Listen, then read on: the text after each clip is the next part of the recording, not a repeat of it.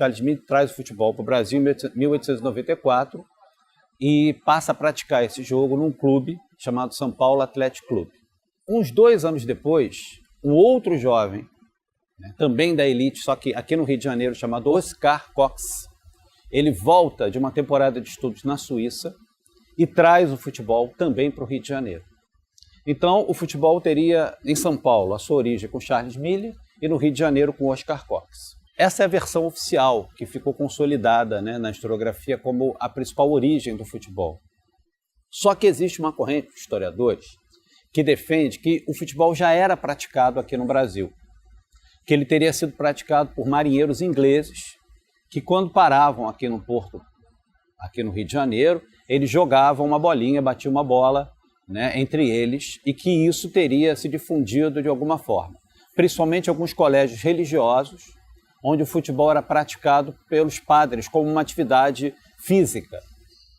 Só que o que diferencia o futebol trazido por Charles Mille e por Oscar Cox, desse futebol praticado pelos marinheiros ingleses e pelos padres, era que o futebol do Charles Mille e do Oscar Cox era um futebol que se baseava nas regras da Football Association, nas regras da FIFA, da futura FIFA. E que, portanto, ele tinha um caráter mais próximo desse futebol que a gente conhece hoje. A primeira partida de futebol, oficialmente, se realizou em Niterói, no campo do Rio Cricket, que era um clube só de ingleses, que jogava, como o nome diz, cricket. O campo foi adaptado e eles fizeram a primeira partida ali entre os ingleses do Rio Cricket e os amigos do Oscar Cox. Teve como presença mais ou menos umas 15, 20 pessoas, mas ganhou uma notinha no jornal, como alguma coisa que estava se realizando, um jogo muito praticado na Inglaterra e etc. O Cox, ele queria fundar um clube exclusivamente para a prática de futebol. Em 1901, eles partiram para uma excursão a São Paulo. Ainda não tinha um clube formado. Eles batizaram esse time de The Rio Team, em inglês. Todas as denominações de futebol eram em termos ingleses. Só que não deu certo a primeira tentativa do Oscar Cox, porque ele queria formar um clube basicamente de brasileiros. Elites, mas de brasileiros, no máximo descendentes de ingleses. O outro grupo, eles queriam que esse clube fosse misto. Essa questão rachou os dois grupos. E o grupo de ingleses, antes do Oscar Cox fundar seu clube, batizou o clube com o nome The Rio Team. Como o nome já tinha sido usado, o Oscar Cox teve que encontrar um outro nome para fundar esse novo clube. Oscar Cox e mais um grupo de amigos fundaram aquele que seria o primeiro clube tradicional a praticar o futebol no Rio de Janeiro, que foi o Fluminense Futebol Clube. Em 1904, você tem uma enxurrada de formação de clubes a partir do exemplo do Fluminense. Jovens de outros bairros que iam assistir jogos do Fluminense acabavam se empolgando e criando a ideia de fazer um clube de futebol. O Botafogo foi um clube de garotos que iam ver o Fluminense jogar, mas como eles não tinham uma certa idade para jogar com os jogadores do Fluminense, eles acabaram fundando um clube em Botafogo para ser uma espécie de rival do Fluminense. Em 1904 também o América vai ser fundado. O América era um clube de Zona Norte, localizado na Tijuca.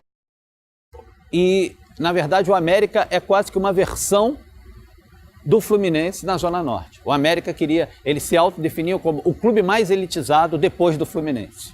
Também em 1904 é fundado o Bangu, The Bangu Athletic Club, que era um clube formado na fábrica de tecidos, que ficava em Bangu.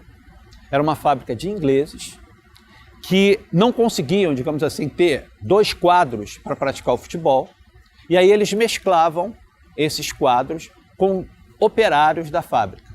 Então o Bangu, ele nasce uma característica diferente. Primeiro que ele era muito longe. Segundo, era um clube que continha operários e não necessariamente operários brancos. Esses operários, eles eram escolhidos pela sua habilidade e não pela cor. Muitos clubes se dividiram e surgiram outros clubes a partir deles.